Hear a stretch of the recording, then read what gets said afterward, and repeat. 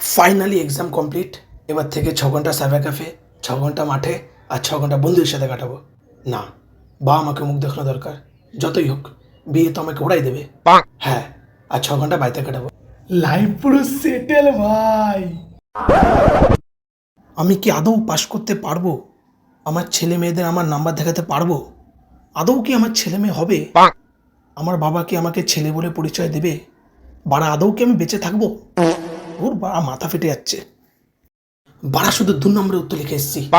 আদৌ কি পাশ করতে পারবো? খাতায় যে 500 টাকার নোট চিপকে দিয়েছিলাম, সেটা নেওয়ার পরে যদি স্যার আমাকে ফেল করে দেয়, তখন তখন কি হবে? হে ভগবান!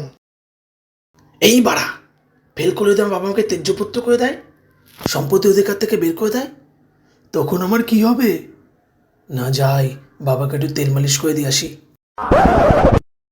আমার ভাই নিজের উপরে ভরসা আছে, পুরো গ্যারান্টি ফেল করবো। তোরা ঠিক আছে, আমি তো গুরু রচনা লিখে আইছি, আমার তো বা পুরো মাইনাসে নাম্বার দেবে। তবে তোরা এত টেনশন নিস কেন? টেনশন নিবি না ভাই, আমি তো মাত্র 10 নম্বর উত্তর লিখে এসেছি। আমার বাবা তো বলছে ফেল করলে আমাকে রাজমিস্ত্রি কাজে ঢুকিয়ে দেবে। আমার তো পুরো সাঙর ভেঙে দেবে না। বলছে ফেল করলি বাড়ির ত্রিসীমানায় না আসতি, তুই কি করবি ভাই? তবে তোরা সব ব্যাপারে এত টেনশন নিস কেন?